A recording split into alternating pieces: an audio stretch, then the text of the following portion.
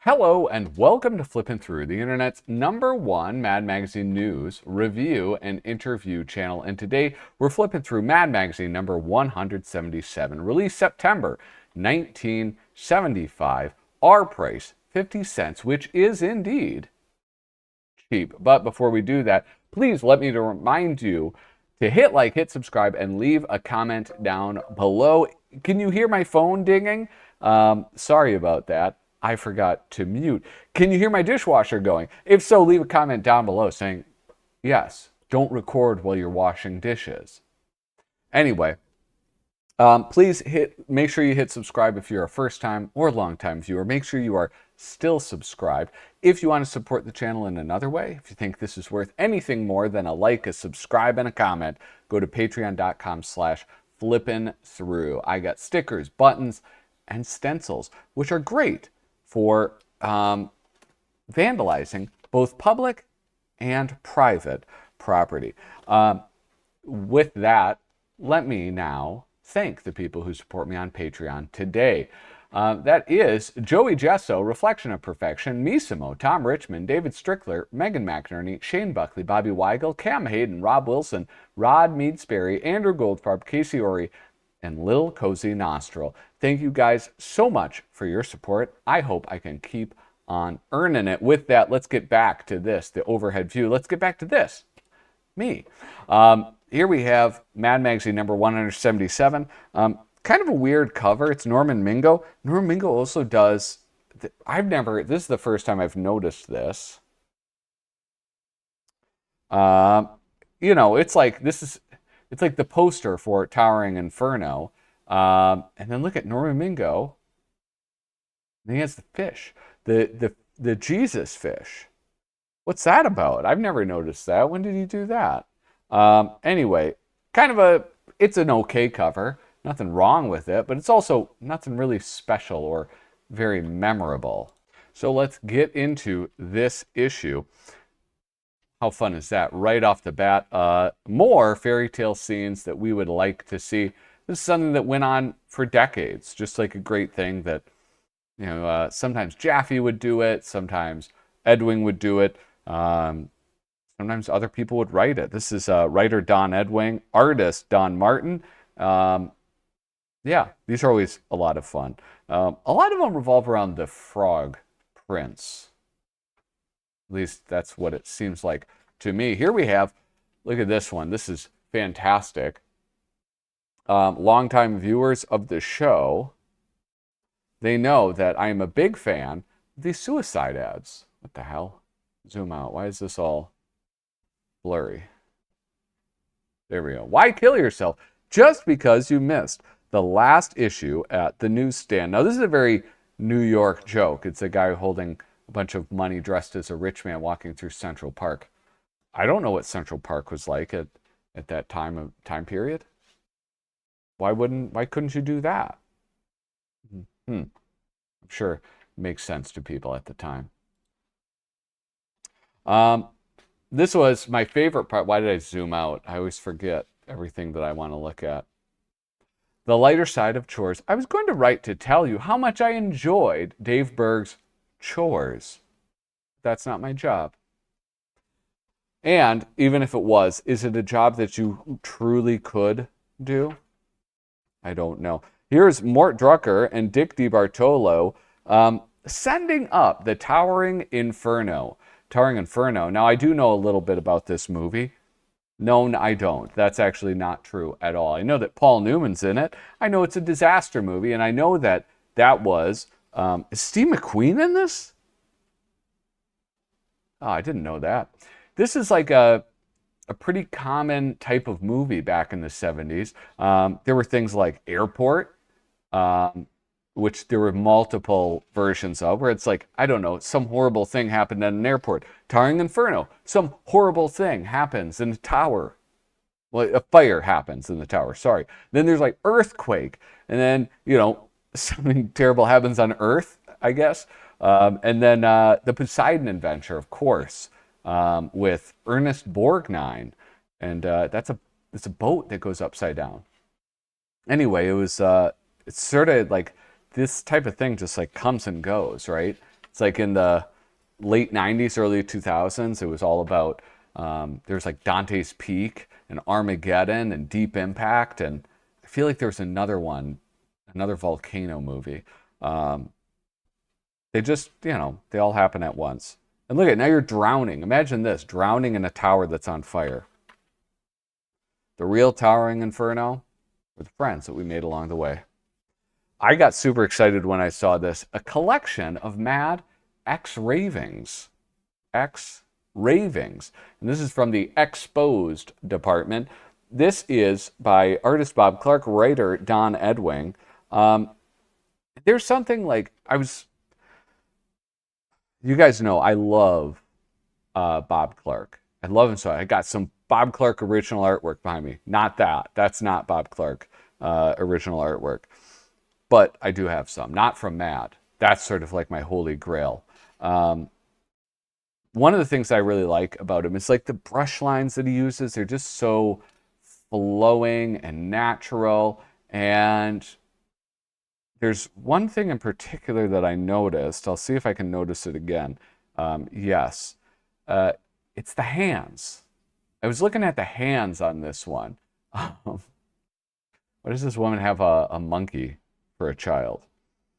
And here you look at here, small economy, and the whole crux is like the stuff that the consumer does not see. But one of the things that I noticed, it's looking at the hands, and what's really cool is, aside from horses, I think like hands are incredibly difficult to draw. And if you like study these closely, none of the hands, a lot of the hands don't look perfect. Like this looks like, I don't know, it looks like she has a birth defect or something. But they communicate hands really well. And it's like everything is communicated so naturally. Like all the gestures and the poses there, the way like people stand with their hand sort of like this, but vertical. I'm constantly standing like that. And he captured it. I don't know. I could look at his artwork all day. I think because I wish that I could draw in such a way. It's almost like when I look at Tintin books by Herge, I just think like, how do you use so few lines, but convey so much? And I mean, while this is wildly different from an artist like Herge, I think it's like kind of similar in that respect, where it's just like a whoop, one little wiggly line, and there's a kid's collar. I don't know. It's great. Bob Clark is a genius. And this one, I hope that you took the time while I was just reading it to read the jokes in this. I think that's better. I think that's a better method for flipping through these. One Sunday Morning in the Park by Don Martin. This is a Don Martin heavy issue. He's got like, I think 3 of these, and then he also had that inside cover one. So pretty good payday for old Donnie. All right. This is the thing. This is the type of thing that I'm going to be honest. I read these, the fake magazine portion of old MAD magazines, less often than I read the movie satires. I'll always look at the movie satires, but I don't always read them. These, I read them even less often. It's just, I'm here for the pictures, guys. What can I say? If you're here for the pictures, leave a comment. Say, I'm here for the pictures. Leave a comment down below. Here we have a MAD look at superheroes. And you'll notice, God, I'm sweating. It's pretty warm in Minnesota today. I'm not doing an ad alert. And it's because, like, I'm pretty sure at this point they were not owned by DC. Yes, they were not owned by DC Comics. And so this is just like genuinely a MAD look at superheroes. It's not based on any one character. It's not when a movie was coming out.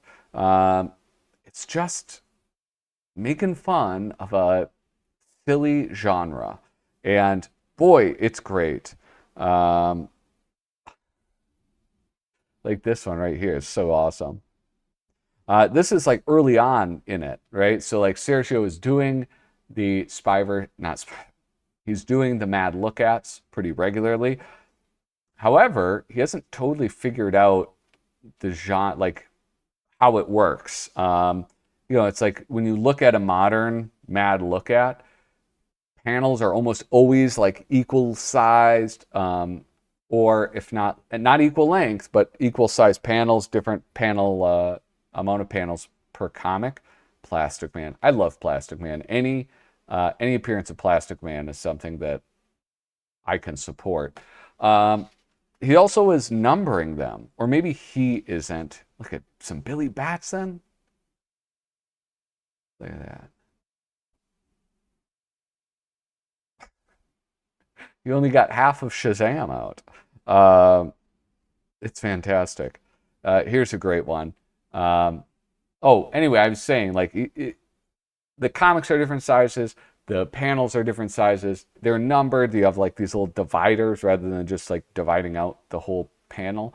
But it's what it is, right? It's undoubtedly a mad look at. And here you have everybody, including, like, the whole thing was all DC superheroes up until this point, where you have Thor and Spider-Man and Captain America. And yeah, that's it for Marvel, I think. Is that Hawkman? I don't know. Looks like him. Look at, they're all rushing to help that poor woman. She's going to get assaulted by them.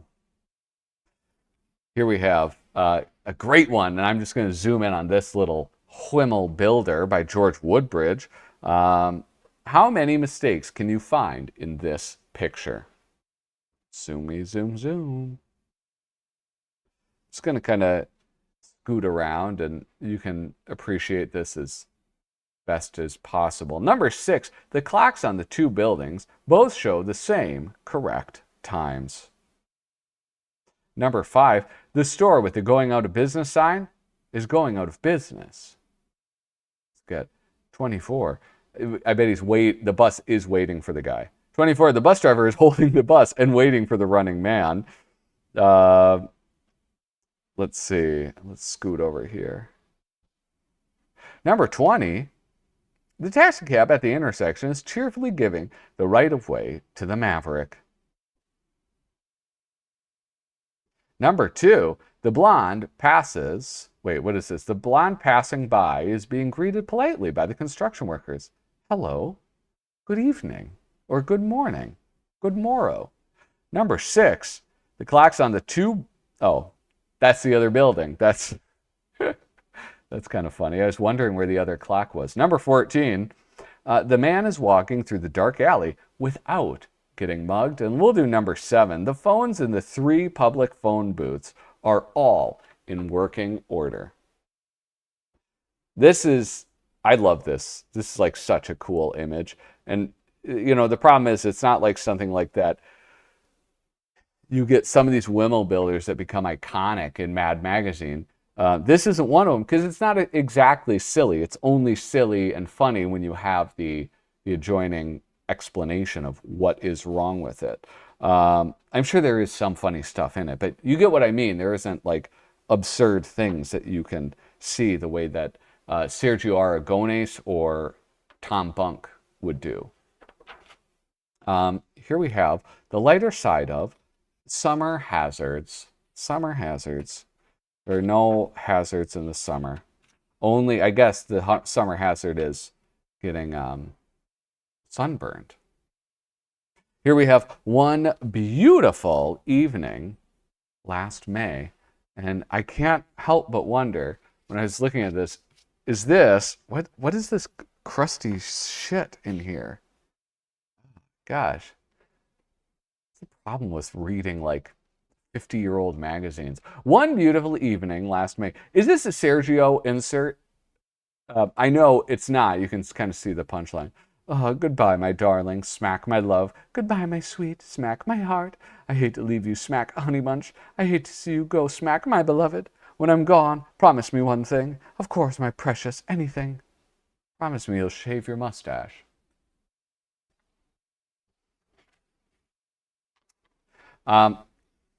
It Ain't Fair when. Here's some. Is this Jack Rickard? Yes, with writer Lou Silverstone.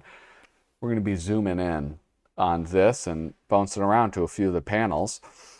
It ain't fair when you got a good looking mother and you inherit your father's looks.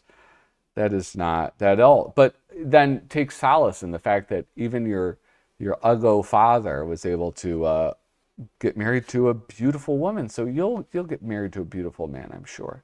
It ain't fair when you go to a ball game and the only seats available are way up in heaven. And there are hundreds of terrific seats all empty because they're sold to rich companies for the entire season. That is kind of a bummer. So just feel them. It ain't fair when you carefully watch everything you eat and you still put on weight. And your skinny friend eats everything in sight and never gains an ounce. It ain't fair when you have to be over 18 to get in to see an R-rated or an X-rated movie. But if you're over 12 and not yet 18, you still have to pay adult prices to see those crummy G and PG kids movies. That's actually a really good point. Well, they don't have children's prices where I'm from. But yeah, that's unethical, I think. It ain't fair when you're a liberal who thought it was okay for girls to play in the Little League, and some redhead beats you out so you spend most of the time warming the bench.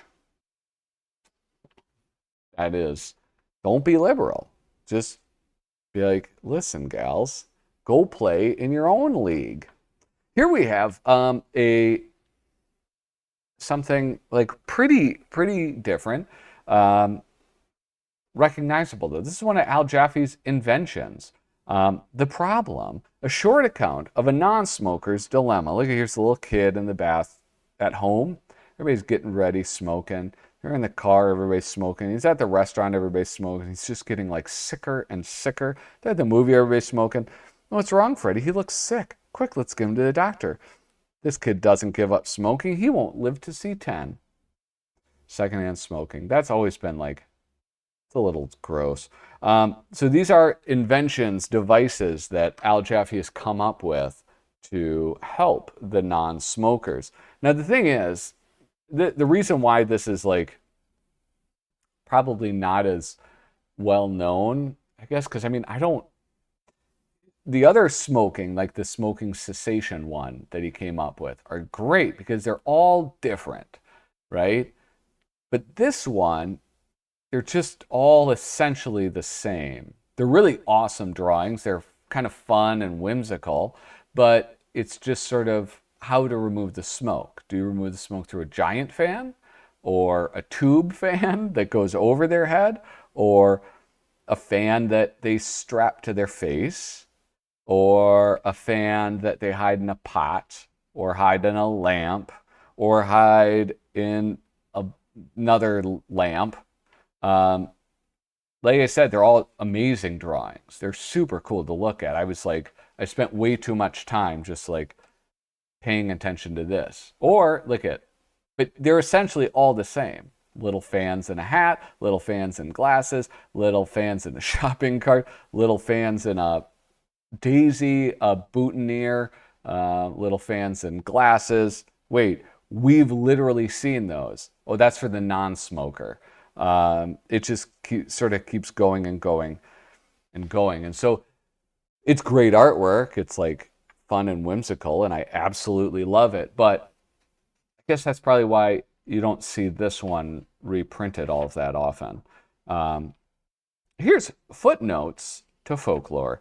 Paul Coker, this is one thing, like, I feel like every time I see it, mentally I know that I've seen these before, but I don't remember them. They're not that memorable for me. Here's who's this? Robin Hood? No.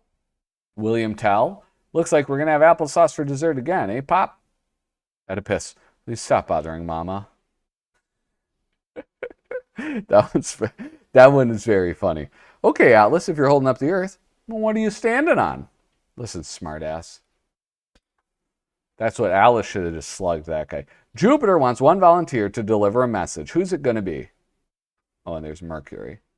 Sorry, but I never kiss on the first date.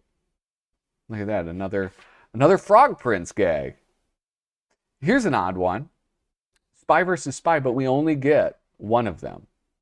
That's it. This is the only spy versus spy that we get. That's kind of a bummer. Anyway, then Chico and the Man. Angelo Torres, writer Stan Hart. This is one, I don't remember this show. It must not have gotten on reruns. I remember Sanford and Son. I would watch that. But not Chico and the Man.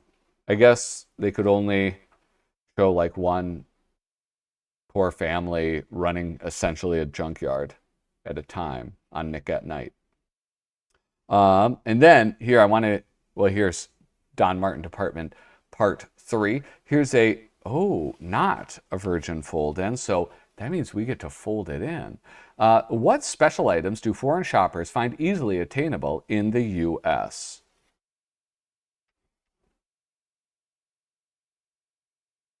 Okay, hold on.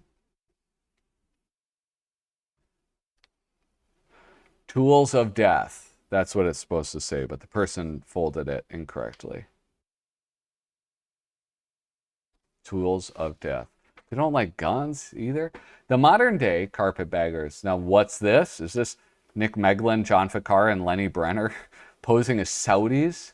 Did they predict 9/11? We have Saudis in the air above New York City. But there's 3. What could it mean? I don't know. I don't know what it could mean, but this means it's the end of the episode. This has been Mad Magazine number 177. Remember, make sure that you hit like, hit subscribe, and leave a comment down below. If you've made it all the way to the end of this video, make sure you comment, yabba dabba doo. Thank you so much for watching. Toodaloo.